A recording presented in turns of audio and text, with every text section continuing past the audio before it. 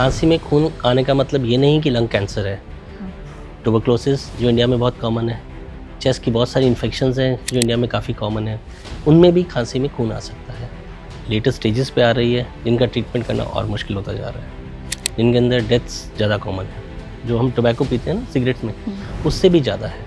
Multiple studies में देखा गया है कि बीड़ी ज़्यादा डेंजरस है एज़ कम्पेयर टू सिगरेट्स। तो किसी भी जगह से खून आना, शरीर के किसी भी एरिया से खून आना, आपको इवैल्यूएट कराना चाहिए कि ये बीमारी कैंसरस तो नहीं है।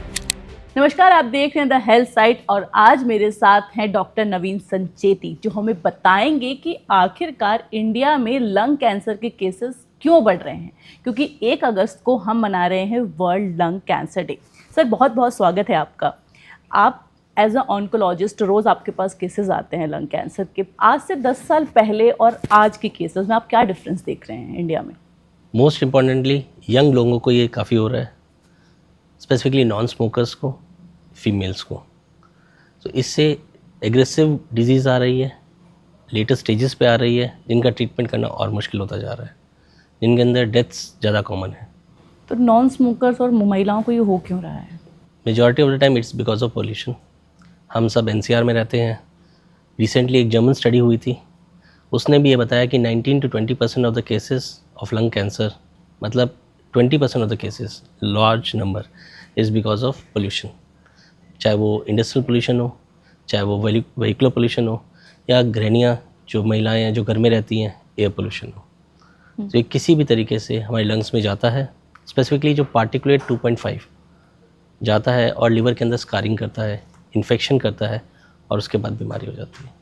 सर, हम इंडिया में बात करते हैं लंग कैंसर की। आप कह रहे हो, आपने कहा हम एनसीआर में रहते हैं तो पोल्यूशन है, लेकिन एक स्टडी जब हम ये शुरू करने वाले तो मैंने एक स्टडी पढ़ी थी कि इंडिया में हर साल 80 से 86 हज़ार केसेस आ रहे हैं लंग कैंसर के, लेकिन इसका जो 2/3 रेशो है वो ग्रामीण क्षेत्र से आता है। बिल्कुल। वहाँ तो पोल्यूशन भी कम है, फिर वहाँ पे केसेस क्यों बढ़ रहे हैं? मैम, वहाँ पे जो बायोमास है ना, हमें किचन के अंदर क्या जला रहे हैं, कोयला, लकड़ी, इस तरह के पदार्थ जला रहे हैं, वेंटिलेटेड नहीं है। ज़्यादातर लेडीज़ उसी एनवायरनमेंट में रहती हैं, वो खाना बनाती हैं, घर में रहती हैं, उनके बच्चे जो बहुत छोटे होते हैं वो भी एक्सपोज्ड होते हैं। तो और लोग वहाँ पे हुक्का पीते हैं, बीड़ी पीते हैं। तो ये सब कारण है, सिर्फ एक कारण नहीं है लंग कैंसर के बढ़ने का, मल्टीपल रीजंस हैं जिनके कारण ये डिजीज़ बढ़ी है। बीड़ी तो फिर भी सेफ मानी जाती है ना? नहीं आशु, बीड़ी पहले हम सोचते थे काफ़ी सेफ़ है, लेकिन जो रिलेटिव रिस्क है, इनफैक्ट बीड़ी का स्मोक जो हम टोबैको पीते हैं ना सिगरेट्स में, उससे भी ज़्यादा है। एंड इट हैज़ बीन मतलब सीन मल्टीपल स्टडीज़ में देखा गया है कि बीड़ी ज़्यादा डेंजरस है एज़ कम्पेयर टू सिगरेट्स। सोचते थे सिगरेट के अंदर फ़िल्टर होता है, लेकिन बीड़ी के अंदर बहुत सारे, एक तो स्टैंडर्डाइजेशन नहीं है, और साथ के साथ वो पत्ते को भी स्मोक करते हैं, तो इसलिए उसके अंदर जो पफ है मल्टीपल टाइम्स लिया जाता है, जोर से लिया जाता है, वो अंदर तक जाता है। सिगरेट फिर भी सुपरफिशियल रहती है, बीड़ी को आपको जोर से सक करना पड़ता है, आपको जोर से उसको अंदर लेना पड़ता है, तभी वो सुलगती है। तो आपका जो नंबर ऑफ बीडीज़ भी लोग ज़्यादा पीते हैं। अगर आप देखेंगे एक बंडल के अंदर 20-25 बीड़ी है, सिगरेट 8-10 है। तो एक तो जोर से सक करने से वो अंदर डीपली जाता है, जिससे ज़्यादा खतरनाक।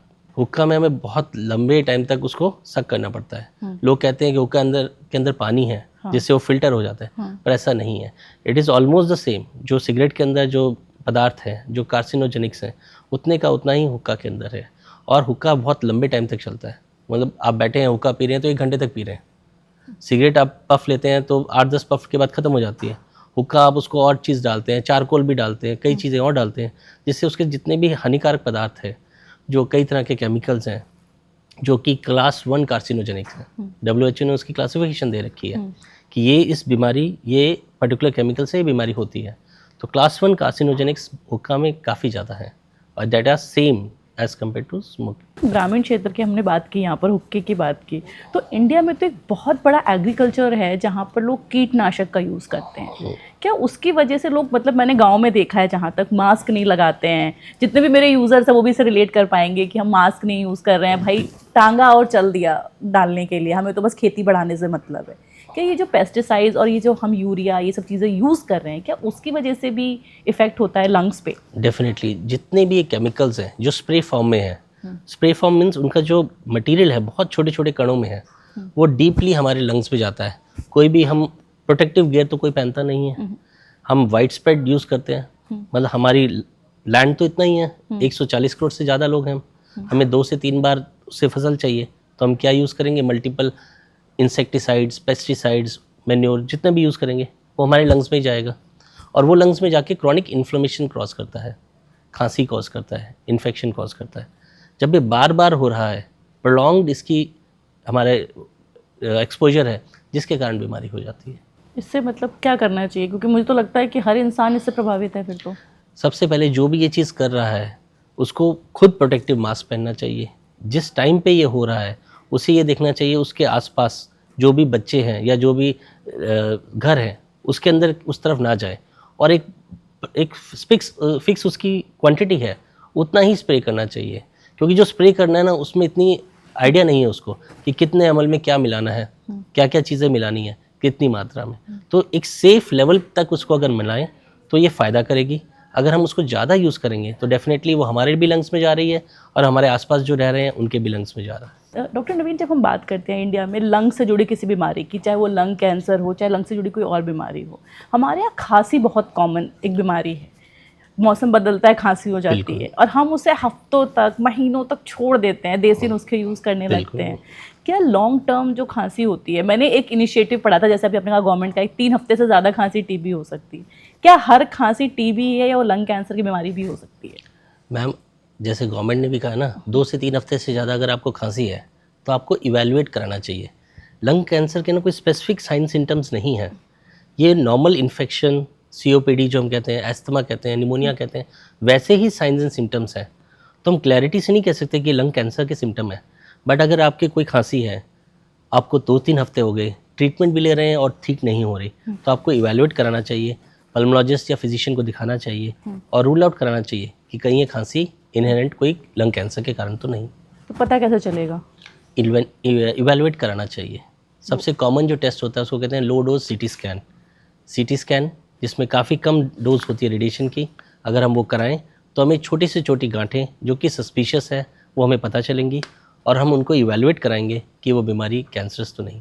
जैसे हम अभी आपने कहा कि CT स्कैन एक इंडिया में बहुत बड़ा मार्केट है, जहाँ पर कहते हैं 99 रुपीज़ में आप ये टेस्ट करा लो। 99 रुपीज़ में CT स्कैन भी मुझे लगता है हम चेक करेंगे किसी ऐप पे तो मुझे लगता है 200-300 रुपये में हो जाएगा। बिल्कुल। क्या इस तरीके के जो रेलिवेंट टेस्ट आजकल मार्केट में आ रहे हैं, क्या वो पता करा सकते हैं कि लंग कैंसर है या नहीं?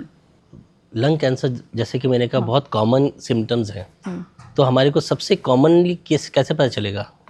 या तो स्पूटम में, मतलब बलगम आ रहा है, उसके अंदर खून के थक्के हों, हम उसको इवैल्यूएट कराएं, पैथोलॉजिस्ट उसमें कैंसर के सेल्स देखें, या फिर कई बार छाती में पानी भर जाता है तो हम सैंपल निकालें और उसमें कैंसर के सेल देखें, या हम एंडोस्कोपी कराएं, अगर पल्मोलॉजिस्ट एंडोस्कोपी करके उस गांठ से बायोप्सी ले, या फिर CT स्कैन कराएं। CT स्कैन ईजी है, इमीडिएटली 2 से 3 मिनट में हो जाता है, काफ़ी जगह वाइड स्प्रेड अवेलेबिलिटी है, कॉस्ट इफेक्टिव भी है, और हमारे को कम से कम डिवाइड कर देगा कि इसको इस पे ध्यान देना है मरीज़ पे, इस पे नहीं देना है। वो एक तरह से ट्राइएज कर देगा कि भाई ये हाई सस्पिशन है, ये लो सस्पिशन है। हाई सस्पिशन का हम फिर आगे टेस्ट कर सकते हैं और रूल आउट करना चाहिए कि वो बीमारी कैंसर तो नहीं। तो मतलब 99 जो आप टेस्ट कर रहे हो वो सही है, हम करवा सकते हैं लंग कैंसर के लिए? CT scan, it should be CT scan, minimum test is CT scan. Lung cancer chest X-ray में नहीं आएगा इतनी जल्दी। चेस्ट एक्सरे में तभी दिखाई देगा वो जब 2 सेंटीमीटर से बड़ा होगा, 2 centimetre, and that's a big size. So इसीलिए प्रॉब्लम ये है कि हमारे सिम्टम्स कॉमन है, तो ज़्यादातर केसेस हमारे देश के अंदर स्टेज 3 और स्टेज 4 के मिलते हैं। बिल्कुल, मतलब हमें अपने शुरुआती लक्षणों पर थोड़ा गौर करना चाहिए, और जब लगे कि वो ज़्यादा हो गया तब हमें टेस्ट करा लेना चाहिए। बिल्कुल। आपने कहा कि खांसी में खून आता है। हमारे इंडिया में हम देखते हैं कि जब खांसी में खून आता है तभी हम उसके लिए TB हो, चाहे वो लंग कैंसर की बीमारी हो। क्या हर बार खांसी में खून आना लंग कैंसर है? नहीं, खांसी में खून आने का मतलब ये नहीं कि लंग कैंसर है। ट्यूबरक्लोसिस जो इंडिया में बहुत कॉमन है, चेस्ट की बहुत सारी इन्फेक्शंस हैं जो इंडिया में काफ़ी कॉमन है, उनमें भी खांसी में खून आ सकता है। तो ज़्यादातर केसेस इन्हीं चीज़ों के, इन्फेक्शन के ही होते हैं। बट एक आइडिया आपको दे दिया कि शायद कुछ गंभीर बीमारी है, इसलिए आपको इवैल्यूएशन कराना चाहिए।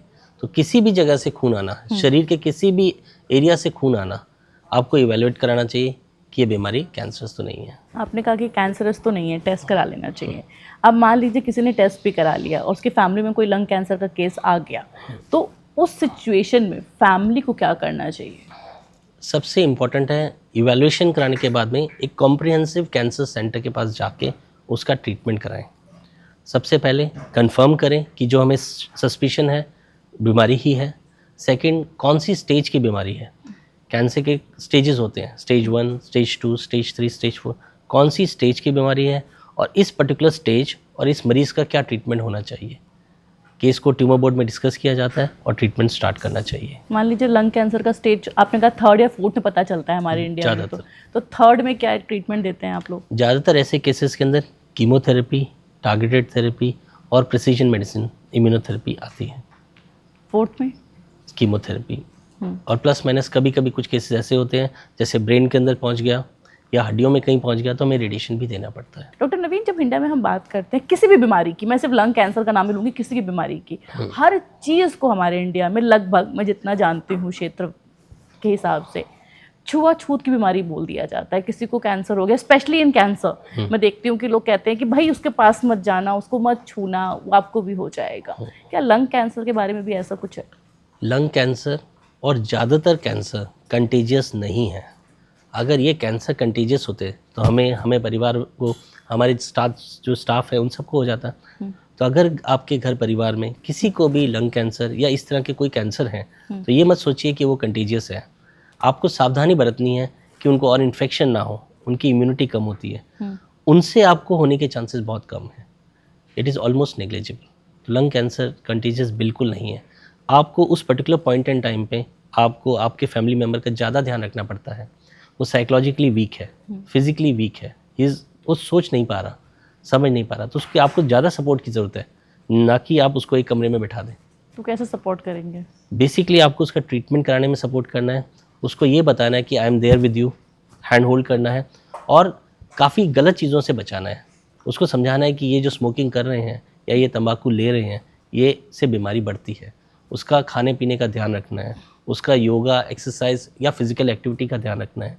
काफ़ी सारे पेशेंट्स जो होते हैं लैक ऑफ सपोर्ट के कारण ट्रीटमेंट नहीं करा पाते, चाहे वो इमोशनल सपोर्ट हो, साइकोलॉजिकल सपोर्ट हो या फाइनेंशियल सपोर्ट हो। तो फैमिली सपोर्ट किसी भी ट्रीटमेंट में हमारे पेशेंट को बहुत बहुत ज़रूरी है और ये उस पर्टिकुलर बीमारी का जो टाइम होता है उसमें सबसे इम्पॉर्टेंट होता है। आपने कहा फाइनेंशियल सपोर्ट। मैं जब इंडिया में कैंसर की बात करती हूँ या कैंसर के ट्रीटमेंट्स की बात करती हूँ तो हर बार ये होता है कि लाखों रुपए खर्च होंगे। क्या लंग कैंसर में भी ऐसा है कि अगर एक बार किसी को हो गया तो लाखों करोड़ों रुपए खर्च होंगे? पार्शली आप सही कह रहे हैं, क्योंकि जो लंग कैंसर है, अगेन लैक ऑफ अवेयरनेस, हमें पता नहीं है कि ये साइन सिम्टम्स बीमारी के हैं, लेट पता चलता है, लेट मतलब स्टेज 3, स्टेज 4, महंगे इलाज, बीमारी बार बार आती है या जाती ही नहीं है, तो इसके कारण वो कॉस्टली मेडिसिन्स। सो ये एक विशियस साइकिल है। अगर हम अवेयरनेस बढ़ाएंगे तो जल्दी पता चलेगा, ट्रीटमेंट अच्छा होगा।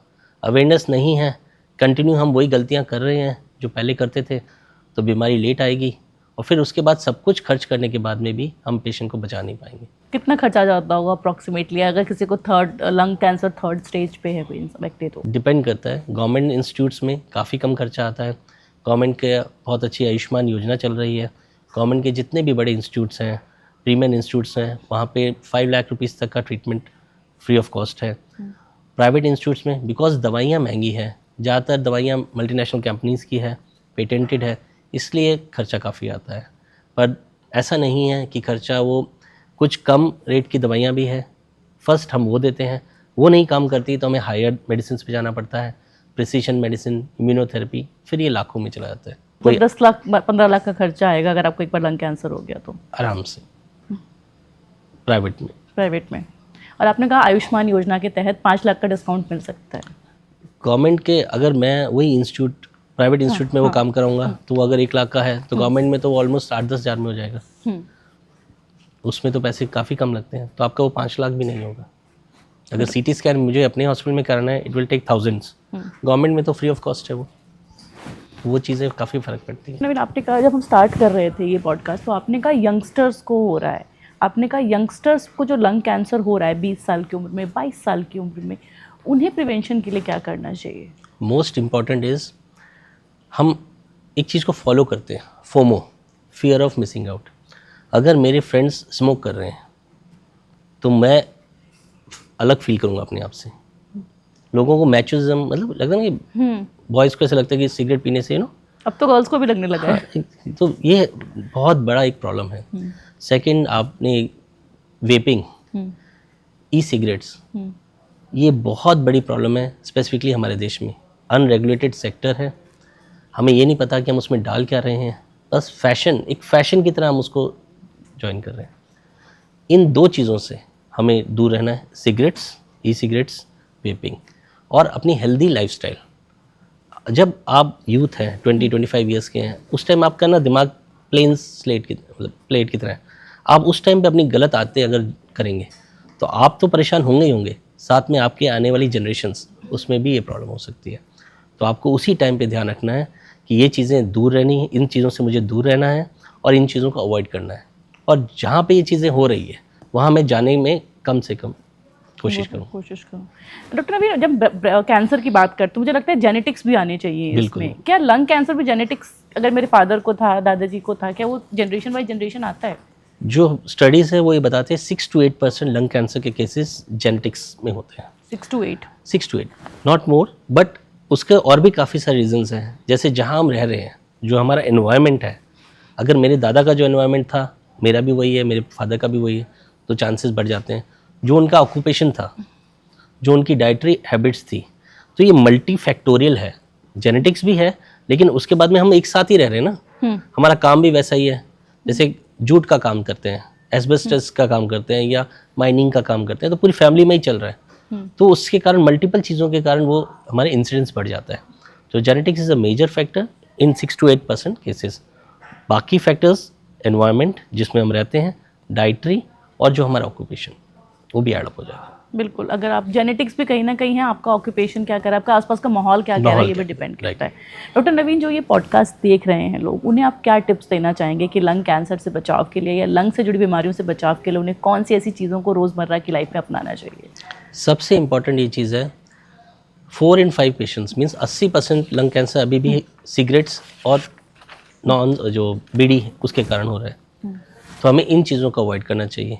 सेकंड, जो यंगस्टर्स हैं, उनको सबसे इम्पॉर्टेंट चीज़ है कि वेपिंग या ई सिगरेट्स को बिल्कुल नहीं लेना चाहिए। थर्ड, हेल्दी लाइफस्टाइल, इसना जितना हम कहें उतना कम है।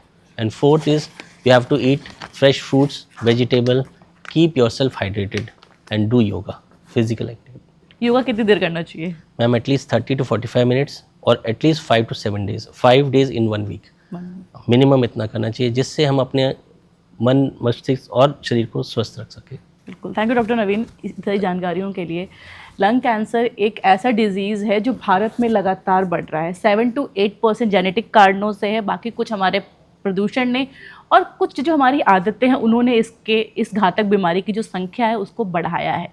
अगर आपके आसपास भी कोई सिगरेट स्मोक कर रहा है या वेपिंग यूज़ कर रहा है तो उससे दूरी बनाइए, अपने खान पान को स्वस्थ रखने की कोशिश कीजिए, सही मात्रा में पानी पीजिए, और जैसे डॉक्टर नवीन ने बोला है 15 से 20 मिनट रोज़ाना योगा करिए और हफ्ते में 5 दिन तो ज़रूर कर लीजिए। अगर आपको वीडियो पसंद, चैनल को सब्सक्राइब कीजिए और ऐसे अन्य वीडियोस देखने के द हेल्थ साइट के पास वापस आइए।